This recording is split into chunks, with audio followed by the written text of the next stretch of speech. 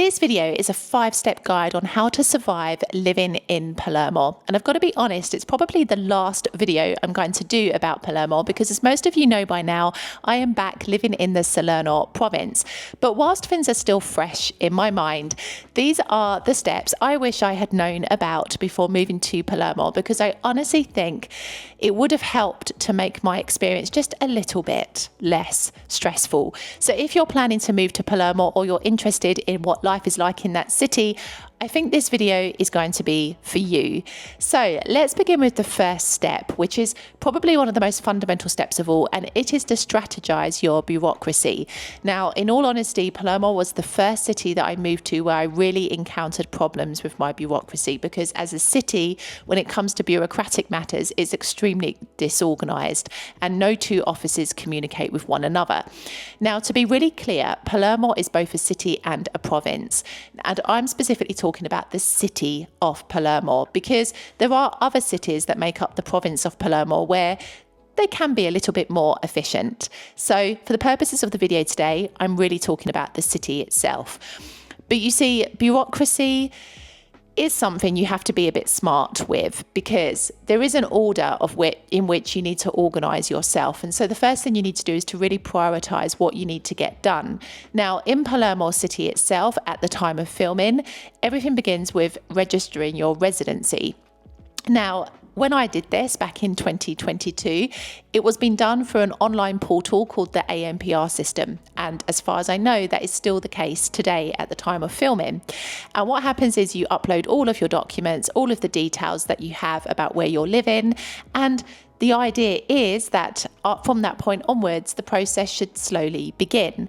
Now, this does come with a few caveats, because if you have a bit of an unusual situation or it's not a straightforward case, the system doesn't really know how to deal with you. For example, I'm from London, as most of you know by now, and I have a Carta di Soggiorno, which was issued to British people living in Italy pre-Brexit. And this system didn't really know how to deal with it because it's not a permesso di soggiorno. And as such, the people who work in the offices and deal with these online applications didn't really know what to do.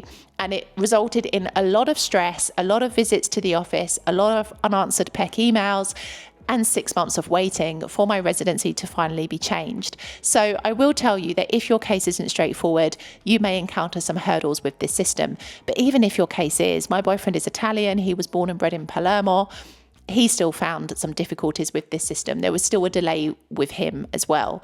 But just for you to know that when you register your residency or a change of residency, the process should take no more than 40 days. So that is your window that you need to be working within. If you don't hear anything after 40 days and you haven't seen any kind of difference, emails or anything that shows that you are now living at your new address, this is when you need to go to the residency or the office for stranieri in person, because this office is a little bit nuts and wild. I'm going to be honest with you. It doesn't operate to an appointment system, at least when I went it didn't, and you have to get there really early, and you will more than likely find a throng of people waiting outside to go in. But essentially, if you don't hear a response, that's your next step. And you need to request a PEC email for that office. Now, I will say to you that, in my opinion, all communication should be done by PEC email. PEC emails I've spoken about in other videos, but essentially they are your personal confirmation and record, if you like, that you have sent communication to these offices. Now, there are legal requirements attached to these PEC emails in that, if I remember well, there's a 30-day response time that they must reply to your PEC email within. And if you don't hear anything after that, then you can send another. And then if not after that, then of course you continue to go in presence until somebody responds. But the point of the matter is, don't ever rely on words. Don't go to these offices and let people tell you willy-nilly and don't have anything written down. There is this lovely Latin proverb that I've referenced in so many of my videos because it's so true. And trust me, we have fallen victim to this before. And this is coming from personal experience. Spoken words fly, written words remain. Make sure with your bureaucracy that everything is in writing as much as possible using the PEC email system, because for all of the government offices, this is the only way that you'll be able to communicate with them. And it's just protection for you. If you encounter any problems later on, if you need to prove that you tried to communicate a residency change or whatever it may be, you have that there in the form of a PEC email. So it's really, really important. But what I will say is push. One thing you have to remember with these offices is that they are very understaffed and very overworked. And as a result, you have to really push for them to work on your case, particularly if it's exceeded the deadline as to when they should have done it by. So don't be afraid of putting a bit of pressure on. In fact, it was my final visit when I went there that I said, I want to make a complaint. I want to speak to a manager, that they actually finalised my residency. So it does pay sometimes if after a while and after a few attempts at trying to get things sorted, you do apply a little bit of pressure. Now, just to tell you and to give you the heads up, in Palermo, the way that they do it is that you register for residency first, and they tell you, we will notify the TARI office. Now, the TARI, if you don't know what it is, it's one of the most important taxes here in Italy. It's the rubbish tax. If you're from the UK, it's the equivalent of the council tax. And essentially, it's a really important tax that every Italian person or resident must pay. And the way that they do it in that city is that allegedly, the residence comes first, the TARI registration is automatically communicated. Now, from my own personal experience, we try to follow this up because here in the Salerno province, it's the reverse. You register for the TARI first and then you register for residency. And actually, I prefer it this way. But essentially, when we went to the TARI office in person, we were told, no, don't worry, the residency office will tell us. Let me tell you, that communication doesn't happen. And we've had absolute nightmares trying to register for TARI in Palermo. So again, utilize the lovely PEC system. The TARI office in Palermo has a PEC system. If after 40 days, you haven't heard anything about your residency, make sure you're registered for residency first. This needs to happen, first of all, in Palermo anyway. But as soon as you get that confirmation, if you don't hear anything from the TARI office, send them a PEC email. I promise you, you will thank me later because you won't end up with some hefty bill years later when they finally realise that you weren't registered and you didn't pay. So this is something that you need to know about. And then, of course, following on from that, you can register with the ASL office for healthcare once your residency is confirmed. But you need to prioritise your bureaucracy and the things that you need to do. And you need to be strategic. You need to make sure that things are in writing. You need to make sure that you send PEC emails as much as possible. Trust me, this is super important. Get as much of your communication in writing as possible, because it's far easier later on to prove what was said when you've got something in writing than when you're just going on the back of what somebody said to you. The second step to surviving life in Palermo is that you're going to need to develop patience. Now, this is a skill that's really required in all of Italy, to be honest, but especially so in the city of Palermo, because things are a little bit wild there and people operate to a completely different mindset and way of life. And it often means that deadlines and, the time frame in which things get done can often be extended for long periods of time. So you really, really do need to find some patience. It will help you massively. If you are unable to find patience, I promise you it's going to be really, really difficult for you to adjust to life in Palermo. Palermo requires you to be patient because it is an extremely different city, unlike any you've probably ever lived in before. And so you need to make sure that you are ready for lengthy delays in communication, that you are ready for deadlines to be extended numerous times, that you are ready for a way of life which can be very easygoing and free, which is wonderful on the one hand, but can be really frustrating when you need to get things done on the other. This is what you must get used to. And I promise you, it will help you to adjust better to your experience if you can start to develop patience from very, very early on. The third step for surviving life in Palermo is actually to explore outside of the city itself. Now, Palermo city is beautiful. There are so many incredible places to discover. However, it can be really chaotic and hectic after a while, and sometimes you need to take yourself out of the chaos and discover more tranquil parts of Palermo and even outside of the province of Palermo itself, just to get your balance. Now, here is a lovely list of some of my favorite places that I used to visit when I lived in Palermo. Now, Mondello and Sfericavallo are very, very close to the city of Palermo itself, but the atmosphere and vibe in those places is very, very different. And then as you can see, some of the others are a little bit more of a distance away, but you can still do them very easily in a day. Sciacca is a great place to visit for Carnevale. It was one of my favorite Carnevale processions that I saw.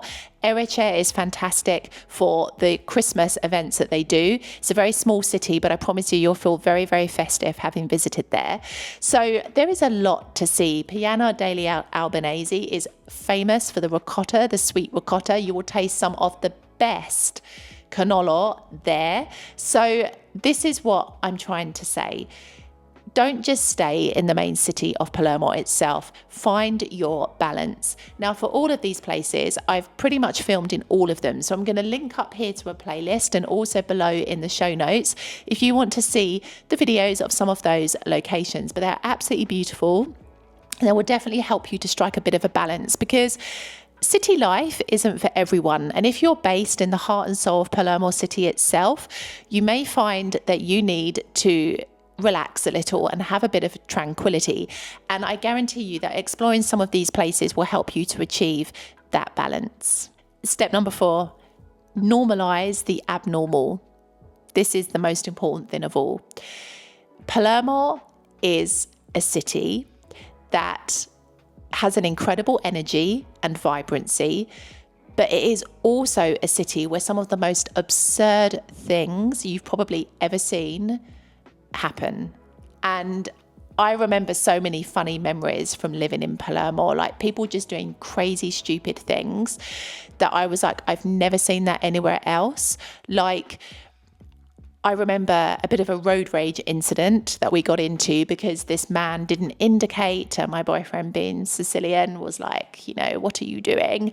And the man just drove past, like, sticking his tongue out. Like, these kind of crazy, absurd things that I hadn't really experienced before, I experienced in Palermo.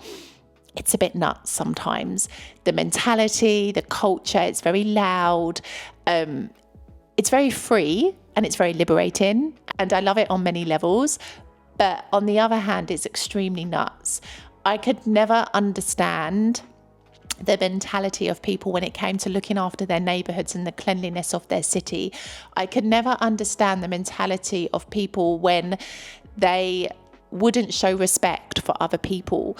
I couldn't understand the mentality of people when it came to crossing the road. Like, literally, on one of my last kind of walk-in experiences in Palermo, I literally had a car drive around me because it couldn't be bothered to stop on the crossing, guys. Like, this is Palermo.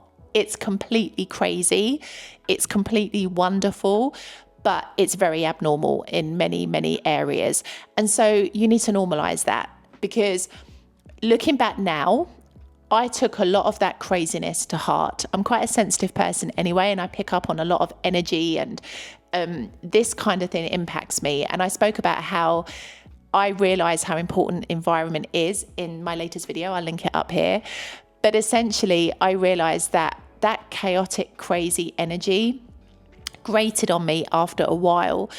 But a lot of it was because I couldn't normalize it. But I realized that if you plan to live in Palermo on a long-term basis, you have to normalize the abnormal. It doesn't come easy to look at piles of rubbish in the street as if you're in a third world country and go, that's okay. But I promise you, if you get stressed every time you look at that, you won't want to leave the house. It's not normal to look at the pavement and see it full of dog's feces and, in conditions that make it almost unsafe to walk on. But you've got to do that, because every time you step out of your house, you're going to feel that heaviness and that sense of stress. If you choose to live in Palermo, you've got to accept it for what it is, flaws and all. And if you're not able to do that, or if you find that it mentally drains you, it's not the city for you. And trust me, that's absolutely okay.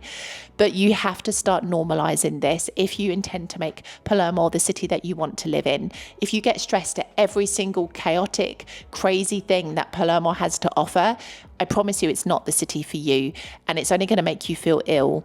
So you have to decide for yourself, can you normalize the things that in other contexts you would say are absurd? If you can, then you're on the road to being able to survive life in Palermo. But if you can't, then I really think you should consider whether or not this is the city for you, because Palermo is never going to change for you. You are going to have to adapt to that city. And so you need to decide whether or not it's something that you really, really want to do. And the fifth step to survive living in Palermo is not to lose yourself. Now, this is important anyway, regardless of where you live in Italy, but particularly in Palermo, because after a while, you do find yourself being influenced by what happens around you, for good or bad. And I've taken a lot of great, wonderful, amazing lessons from that city. But I also realised at a certain point that I didn't want to change who I was as a person. I didn't want to start litter in the streets. I didn't want to show disrespect to other people and to my environment just because that was the norm for a lot of people.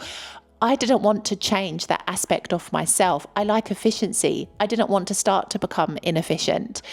And this is the situation. Do not lose yourself. As I've said before, you do have to normalize the abnormal if you want to live there, but it doesn't mean that you have to change the way that you live. If you want to recycle, you can find a way to do it in Palermo. If it's not a normal part of where you live in the city centre itself, it's only something that is starting to roll out in different neighbourhoods. But you can go and find recycling banks. If necessary, you can try to live that way if that's an important aspect of your life. You do not have to lose yourself to live in Palermo. And this is super, super important. And if you find that it's just too much, as I've said throughout all of this video, it's okay to admit that it's not the city to live in. Totally okay. But the important thing is you don't lose who you are as a person in order to live there. Adapt, yes. Normalize things, yes. These are things you're going to have to do if you want to have a fairly smooth experience. But to lose yourself and to become somebody you no longer recognize, that is something that you should never, ever do. And if you find that you are, then I suggest that you reassess where it is that you're living, because really and truly, Palermo is an amazing city. I love it and I will continue to love it, even though I'm living here back in the Salerno province. But I recognize that it's not the city for me to live in for all of the reasons that I've spoken about in other videos and what I've talked about in this video today. You have to be realistic with yourself and with your expectations and the quality of life that you want to lead.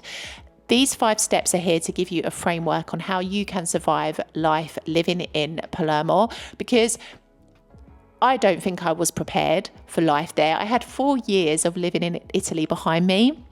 If I'd moved straight to Palermo, I'm not sure I would have stayed in Italy. I needed a bit of a grounding behind me, but it's a very wild place.